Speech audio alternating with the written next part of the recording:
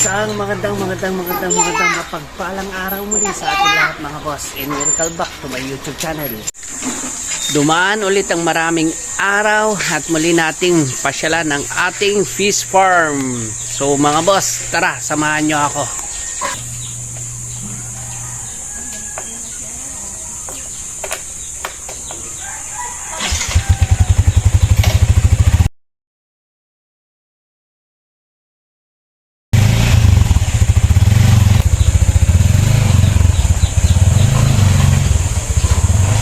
Oh my God! Ito yung bumungad sa ating ngayong umaga na to. Nakakalungkot na namatayan tayo ng alaga nating mga isda. At ito nga yung MSS VT, Metal Snake Skin Violet Tail. Nakakalungkot, namatayan tayo. Alaga nating gapi, Metal Yellow Pingo, hindi rin nakasurvive. Sayang. Second batch pa naman na to na anak. So dito naman sa loob pinuntahan natin, at ito naman yung bumugad sa atin, yung mga alaga nating isda dito sa loob ng mga aquarium. Ito meron na naman panibagong strain ng ating gapi ang namatay. Red Tuxedo, mga male ang namatay, lahat sila na male namatay dito sa loob ng aquarium. Buti na lang at meron pa tayo mga male doon doon sa ating outdoor fish tank. Buti na lang at meron pa tayong mga nakareserba doon na mga male. At meron din na naman tayo ditong Platinum Red Dragon na namatay. At ito pa, isa ulit, Cobra Blacktail. Kalungkot na nga naman talagang tignan na sunod-sunod yung nadali sa atin ng mga alaga nating mga isda. Bali 5 strain ang nawala sa atin. Buti na lang ang mga to meron pa tayong nakareserba doon sa outdoor natin na mga juvenile. Pero ito kasi mga namatay sa atin ngayon dito, ito yung mga pang breeder kasi natin na malapit ng mga anak at maglabas na ng fry. Kaso nadali sila. Hindi ko alam kung saan sila, kung ano yung kinamatay nila, kung sa tubig, or iniisip ko na isang dahilan kung bakit sila namatay, baka naiihan to ng mga daga, kasi gawa nga ng matagal na panahon, ilang taon na hindi natirhan tong lugar na to at itong bahay na to, kaya maraming daga dito. Kailangan ko nang lumabas kasi nalulungkot ako. So ito na naman, pagdating sa labas meron na naman tayo nakita, nag double check tayo at meron na naman tayo nakita na panibagong alaga na naman natin na strain, pang-anim na strain na gapi natin ang namatay na naman. Isang female, isang piraso lang din naman, pero breeder pa rin kasi natin to. Bali ito yung isang last episode kasi na vlog ko, naka-vlog to, na sinabi ko ililipat ko pero hindi ko siya nailipat. At nung ngayong binalikan ko, ito na yung nangyari sa kanya. Namatay din siya, yung female natin na Metal Bluegrass, na kahit sa reels ko nakasama to. Sobrang nakakalungkot nga naman talaga na namatay yung maganda nating breeder na Metal Bluegrass.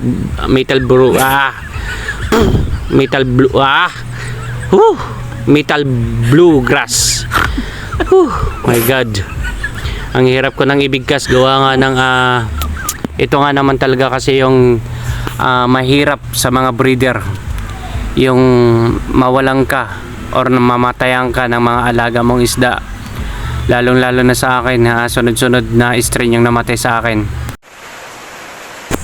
So ayan, inabutan na tayo ng malakas na hangin at ulan dito. At kinakabahan ako, baka mamaya ilipad ng hangin yung bubong natin or matumba yung bahay natin, gawa nga ng hindi natin alam kung matibay pa ba tong pundasyon ng bahay na to. Pero tiwala lang tayo sa Diyos na hindi naman niya tayo pabayaan.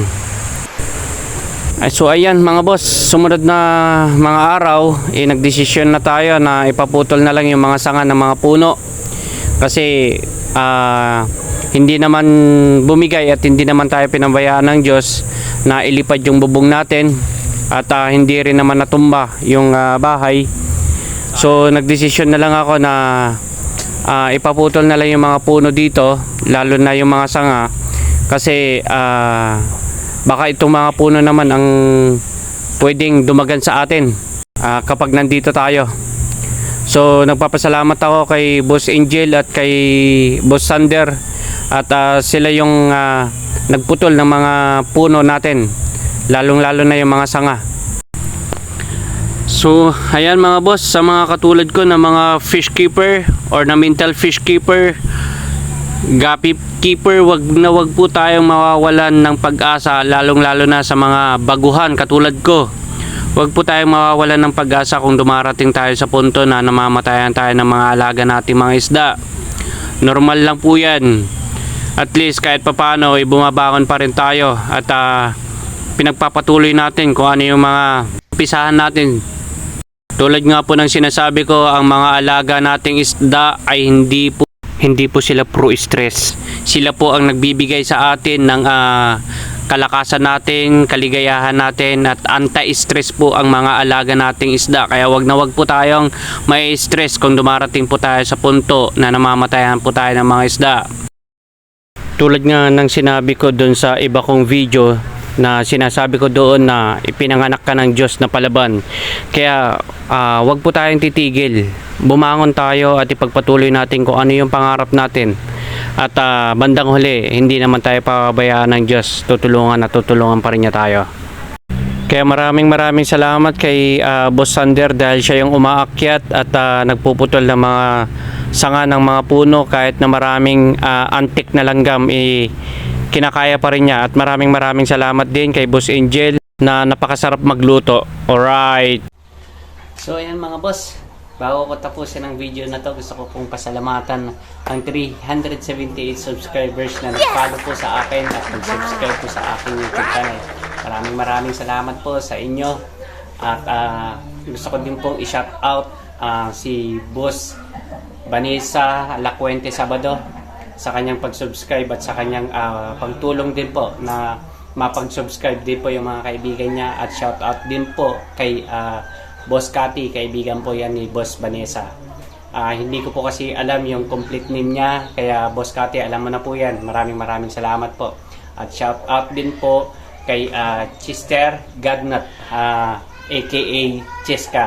Lahat po yan ay nakabase po yan sa UEA sa Abu Dhabi po. Kaya maraming salamat po. Lagi po kayo mag-iingat. At kaya mga boss, ako'y mag-iiwan ng katagang kahit saan panig ka man ng mundo. At kahit anuman ang iyong dinadala na pagsubok at pinagdadaanan sa iyong buhay, lagi mong iisipin, ipinanganak ka ng Diyos na palaban. Alright, paalam!